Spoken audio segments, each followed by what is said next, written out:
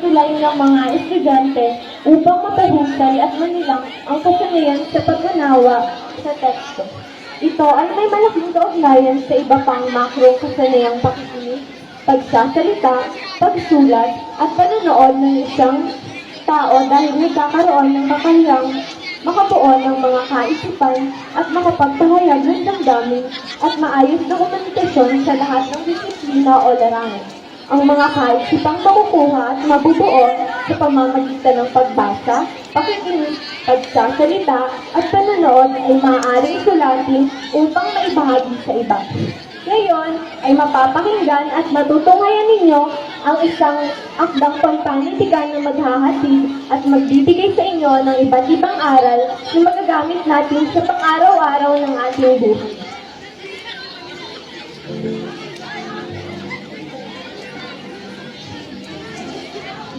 Noong unang panahon, nang ang mga hayop ay nakapagsasalita pa, may isang tigreng naghahanap ng pagkain sa gubat. Sa kanyang paglilibot, nahulog siya sa napakalalim na hukay. Paulit-ulit na sinubukan ng tigre ang makaahon, subalit siya ay nabigo. Sumigaw siya ng sumigaw upang humingi ng tulong, subalit walang nakarinig sa kanya. Kinabukasan, muling sumigaw ang tigre upang humingi ng tulong hanggang mapaos. Gutom na gutom at hapong-hapo na ang tigre. Lumapasay na lamang siya sa lupa. Naisip niyang ito na ang kanyang kamatayan. Walang ano-ano ay nakarinig siya ng mga yabag. Nabuhayan siya ng loob at agad tumayo. Tulong! Tulong! Isang tigre! Sabi ng lalaki habang nakadungot. Pakiusap, tulungan mo akong makalabas dito. Kung tutulungan mo ako, hindi kita makalilimutan habang buhay. Naawa ang lalaki sa tigre. Subalit, naisip niyang baka kainin siya nito. Ito sana kitang tulungan. Subalit, nangangamba ako sa maaaring mangyari. Patawad, ipagpapatuloy ko ng aking paglalakbay. Wika ng lalaki at nagpatuloy sa paglalakad. Sandali, sandali. Huwag mong isipin yan. Huwag kang mag-alala. Pangako ko, hindi kita sasaktan. Nagmamakaawa ako. Tulungan mo ako. Pag ako ay nakalabas dito, hindi tatanawin ko ang malaking utang na loob. Tila labis na nakakaawa ang tinig ng tigre.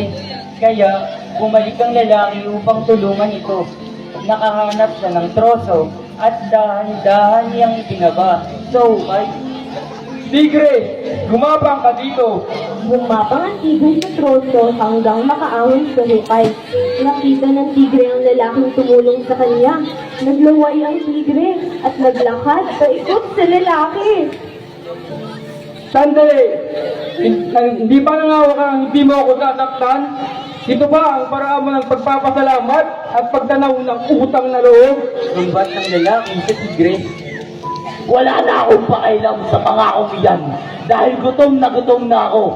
Ilang araw na akong di kumakain.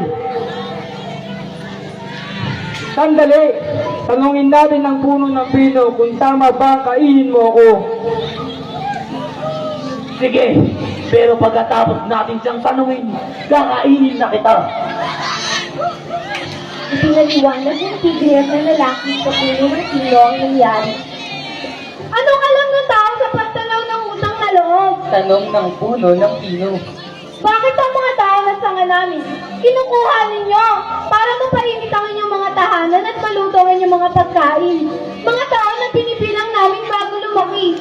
At kapag kami malaki na, pinuputol ninyo. Ginagamit ninyo sa pagpapatayo ng inyong mga bahay at sa paggawa ng inyong mga kasangkapan. At isa pa, tao din ang humukay na butas na iyan. Utang na loob. Huwag ka na magdalawang isip, tigre. Sige, pawiin mo ang iyong gutom. Oh, anong masasabi mo doon? Tanong ng tigre habang nananakam at inuusuan ng lalaki. Sa mga sandaling iyon ay dumaan ang isang baka.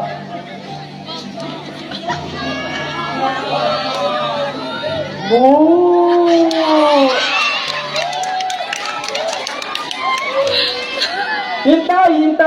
Tanungin natin ang baka sa kanyang hatol.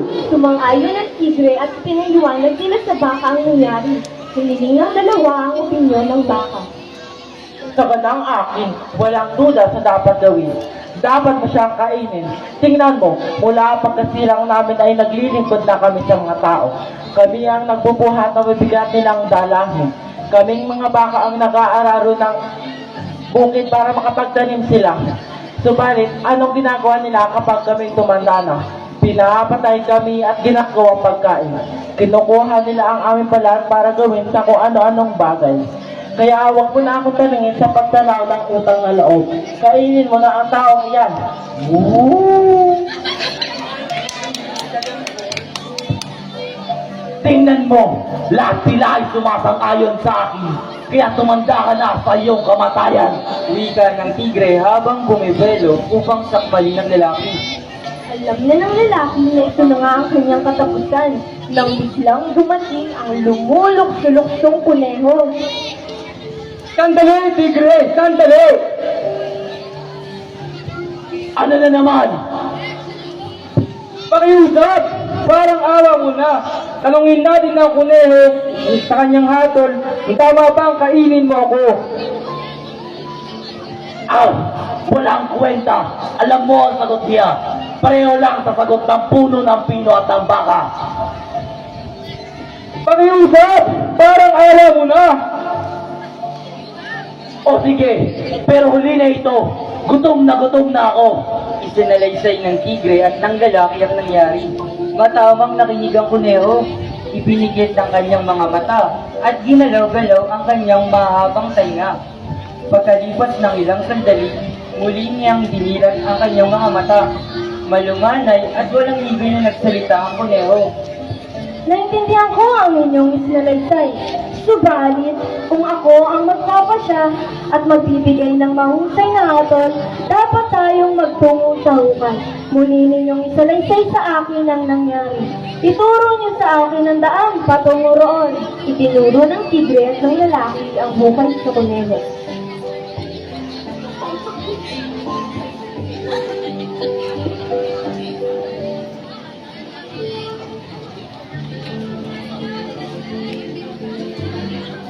Tingnan natin. Sabi mo, nahulog ka sa hukay at ikaw naman ay nakatayo dito sa itaas. Wika ng kuneho sa tigre at sa lalaki. Pumunta kayo sa mga posisyon ninyo noon upang mapag-isipan ko pang mabuti ang aking hatol. Tumalon agad ang tigre ng hindi nag-isip. Ang nais lamang niya ay matapos agad ang usapan nang makain na ang tao. Ganito ang mga kalagayan ninyo noon. Ikaw, tigre, ay nahulog sa hukay at hindi makaahon. Ikaw naman, lalaki, narinig mo ang paghingi ng saklolo ng tigre kaya tinulungan mo ito. Ngayon, maaari na akong magbigay ng aking hatol. Ang problemang ito ay nagsimula ng tulungan ng tao ang tigre makalabas sa hukay. Paliwanag ng kuneho na tila ba may ibang kausap. Sa ibang salita, kung ang tao ay hindi nagpakita ng kabutihan at iniwan ng tigre sa hukay, walang naging problema. Kaya naisip ko na magpatuloy ang tao sa kaniyang paglalakbay at dapat na manatili ang tigre sa kaniyang hukay. Magandang umaga sa inyong dalawa. Wikat matay at nagpatuloy sa kanyang paglukso. Ang inyong napakinggang kwento ay isang uri ng akdang pampanitikan na kung tawagin ay pabula na kung saan ito ay mga kwentong kathang-isip lamang. Ang mga hayop o bagay na walang buhay ang pangunahing tauhan. Ang kwentong ito ay kapupulutan ng mga magagandang aral.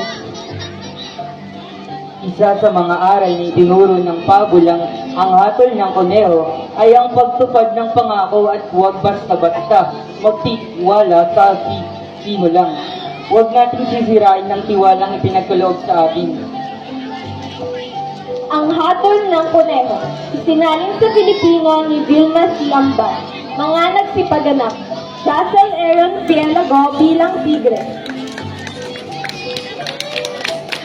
John Lester Pimentel bilang lalaki.